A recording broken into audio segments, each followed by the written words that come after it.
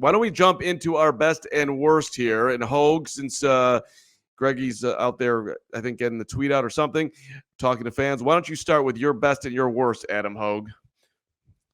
Well, my best is amongst a plenty of bad offensive moments that I'm sure we will be discussing. There was one throw today, though, that I think overrides all of the bad, because to me, it was the most impressive throw of training camp so far by Caleb Williams. And that was on a play where things kind of broke down. He's moving to his right, and he's kind of got to like throw it, I believe, over a linebacker. It's tough from our angles. I mean, we were close today, but we're at field level. We're not from up above. But I'm pretty sure he had to like kind of get it over the top of some kind of defender underneath and get it up high to Gerald Everett.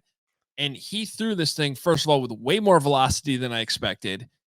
And it was, if we're going to use the word dot correctly, Greg, that was an actual dot in stride to Gerald Everett. It was like everybody, it wasn't just me, but everybody standing around me, we were like, oh my God, that was insane. Like, that was different. That was a different throw that I don't care if we're talking Justin Fields, Mitch Trubisky, honestly, even Jay Cutler. Jay Cutler had arm strength, but I don't think he's throwing that ball on the money on the run like that. Like, really, I don't know if I've seen it throw like that in practice for a Bears quarterback. That's how good it really was to me. And so, look, we can talk about all the bad things, but in the midst of all that, it's good to start the show with that, because that was not only the best of today's practice, I think it was the best of training camp so far. Now, the worst is for the second day in a row.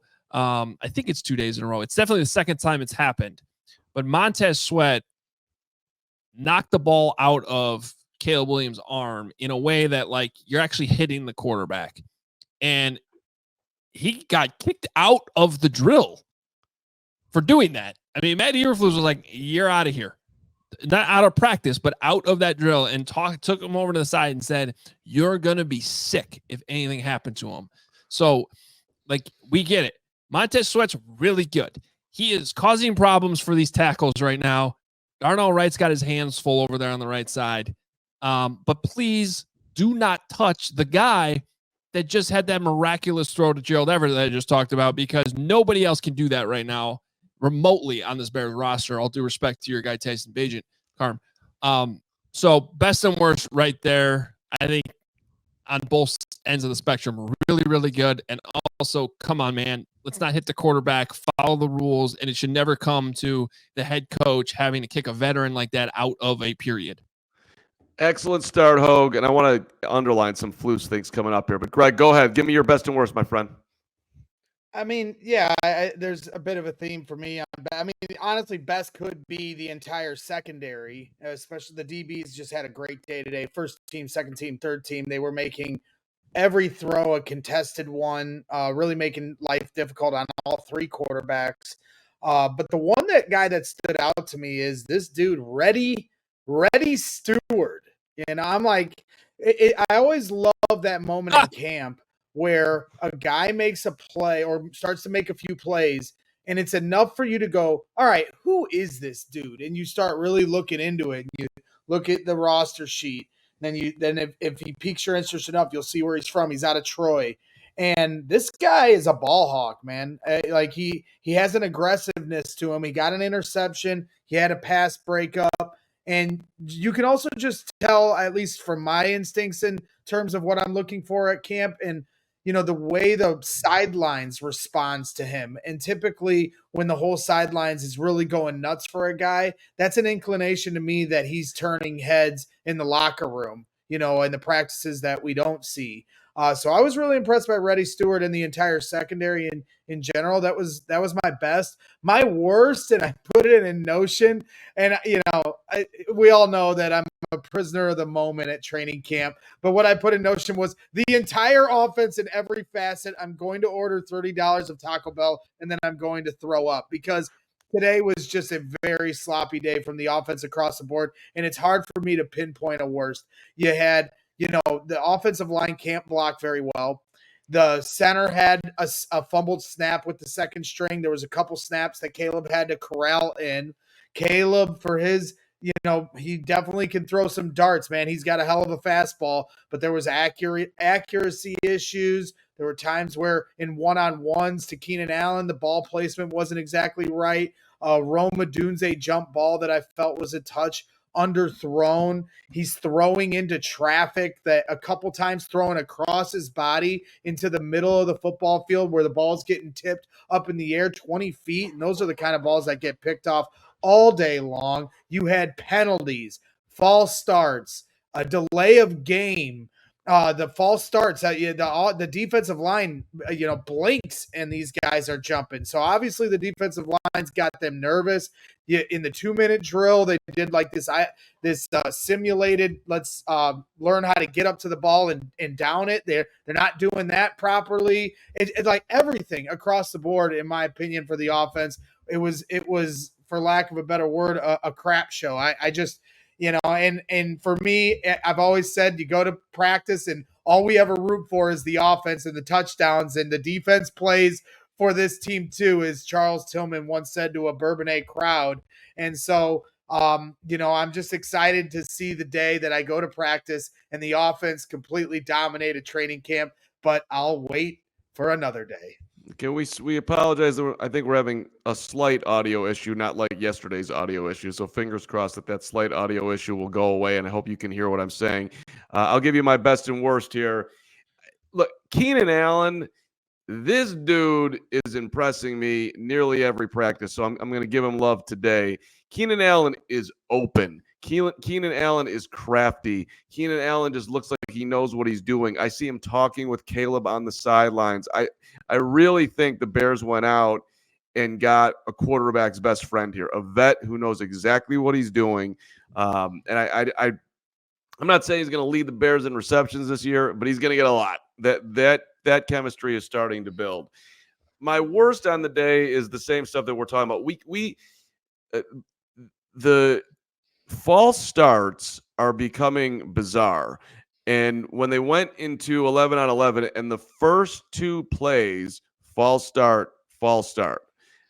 I don't know why this is happening. Flus was asked about it. He said yesterday was a cadence issue. Today was a defense issue. So now we got multiple issues. We've got multiple centers. We talked to Braxton Jones today. He's talking about being a leader. That's not really natural to him. When I asked Tevin Jenkins a week ago who was going to step up in that room, because last year was Lucas Patrick, he was like, well, Ryan Bates is the guy. And then Bates comes up to the microphone this week, and he's not a loud talking dude. He seems more chill. So I'm not sure if that's what the issue is. Whatever it is, and Braxton was very comfortable or confident that they'll get it together. But it's getting a little bit alarming. So that's my best and the worst. But can I just underline the Flus for a second here? Hoge, I want to shout you out because you were explaining to me from your Hoge coaching couch the attention to detail that you appreciate from the Flus. He was asked in his press conference today about starting 0-14 by Patrick Finley, or having 14 straight losses, 14 straight losses over 2 years. And he was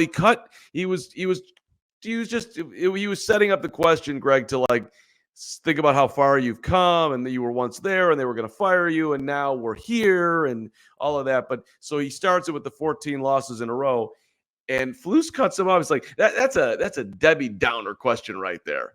And there's just a lot of ways in which he's handling the media, and then watching him handle practice and throwing Montez Sweat out for a play and explaining to him there's a lot of like Flus leadership here that is impressing me, outside of the fact that he looks amazing with his hair. Could you guys correct me if I'm wrong, but did he also in that 2-minute drill pull Tevin Jenkins off for a play after that false start, or did I not see that correctly? I missed that if that happened. It wouldn't surprise me though with the way he's doing things. And this is why, even as things were going bad, and it did get really bad at the beginning of last season. I mean, it was rough in late September and early October, but it was still things that I was seeing in training camp last year too, that I'm just watching and respecting, regardless of what the results are, but respecting the way that they're holding players accountable. And it does take a few years to build this program, to build any program. And for players to accept what you're trying to do, and the ones that don't, replace them and get in guys that do.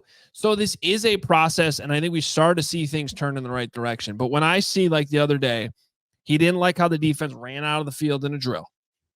Get your ass back to the sideline, do it properly. Okay. And then today, same thing. They were practicing, and this is even at like walk-through speed, basically, or jog through, setting up a field goal at the end of a game with a clock. So complete the pass over the middle, get down. Everybody's got to the line of scrimmage, clock the ball, set up the field goal.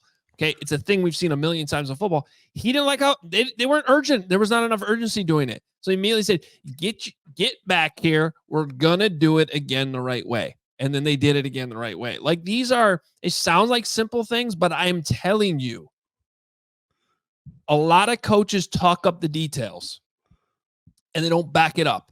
And things slip through the cracks because practices, we got to stay on time. We got to stay on task. We'll just move on to the next one. That one didn't work. Let's just move on to the next one. And I'm just seeing like a level of detail here that is being backed up with what we're actually seeing on the field. We all silly like the mayor.